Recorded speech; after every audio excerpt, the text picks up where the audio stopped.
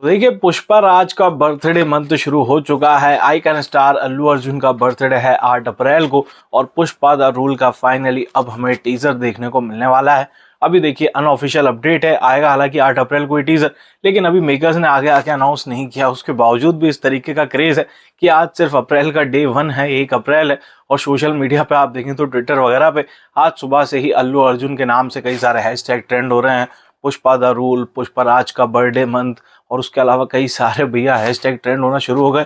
तो इससे आप क्रेज का अंदाजा लगा लो कि मतलब अभी अनऑफिशियल अनाउंसमेंट है, उसके बावजूद ये हाल है। जिस दिन मेकर्स ने आगे आगे अनाउंस कर दिया कि हाँ 8 अप्रैल को टीजर आ रहा है, उस दिन से सोशल मीडिया पे क्या हंगामा होगा।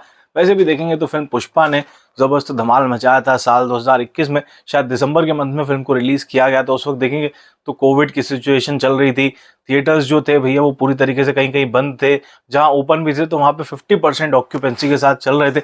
मतलब वो ऐसा माहौल था कि जब इंसान घर से बाहर नहीं निकल रहा तो मूवी देखना तो दूर की बात है। ऐसे वक्त पे भैया आई पुष्पा द राइज और धमाल मचा के रख दिया। मतलब हिंदी में अब लोग बोलते हैं कि 100 करोड़ ही तो कमाए, कौन सा ज्यादा कलेक्शन था, ये था वो था, लेकिन आप देखेंगे तो हिंदी में उस फिल्म का प्रमोशन बिल्कुल उन्होंने किया ही नहीं था, बिल्कुल भी ना के बराबर प्रमोशन हुआ। तो मतलब इतना कम प्रमोशन हुआ था फिल्म का कि उस सिनेरियो में वो फिल्म 10-20 करोड़ भी कमा लेती हिंदी में तो बड़ी बात हो जाती। तो 10-20 की अगर वो सीधे 100 करोड़ कमा के ले गई तो ये बहुत ज्यादा ही बड़ी बात हो गई थी। और पुष्पा 2 तो भैया पता नहीं क्या ही करके जाएगी, वो तो हिंदी में 400-500 करोड़ का बिजनेस करके चली जाएगी। इस तरीके का क्रेज देखने को मिल रहा है। और बाकी लैंग्वेज तो आप छोड़ ही दो, तेलुगु वगैरह में तो फोड़ेगी पहले दिन से ही।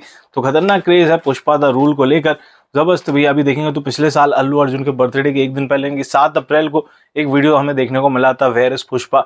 उसमें थोड़ा सा कहानी के बारे में हमें जानने को मिला कि आखिर पुष्पा द रूल में क्या क्या चीजें हमें देखने को मिल सकती है।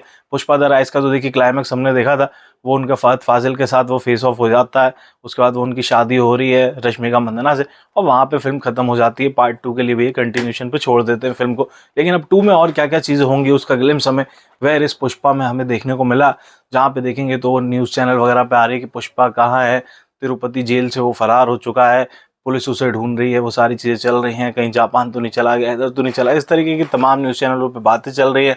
उसके बाद एक शर्ट पड़ी मिलती है जिसमें 8 गोलियों के निशान है। उसके बाद वही सारी चीजें चलती हैं कि पुष्पा के कपड़े मिले हैं पुलिस को जिसमें 8 गोलियों के निशान है।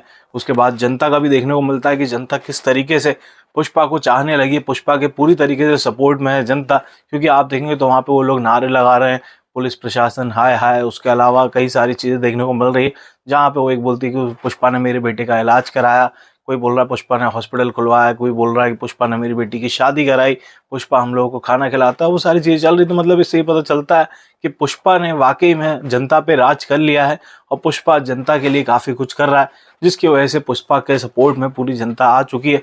फिर एंड में हमें देखने को मिलता है कि वो एक जंगल का सीन देखने, सीसीटीवी देखने को मिलती है फुटेज, वहाँ पे वो एक डायलॉग हमें सुनने को मिलता है कि जब कोई जानवर 2 कदम पीछे ले तो समझ लो शेर आया है, और जब शेर ही 2 कदम पीछे ले ले तो समझ जाओ पुष्पा आया है। और उसके बाद हमें देखने को मिलती है अल्लू अर्जुन की एंट्री, वही उनका वो आइकॉनिक पोज करते हैं वो पुष्पा वाला। तो कहीं ना कहीं मजा आया था फिर इस पुष्पा वीडियो में, और फाइनली अब जाकर टीजर हमें देखने को मिलने वाला है।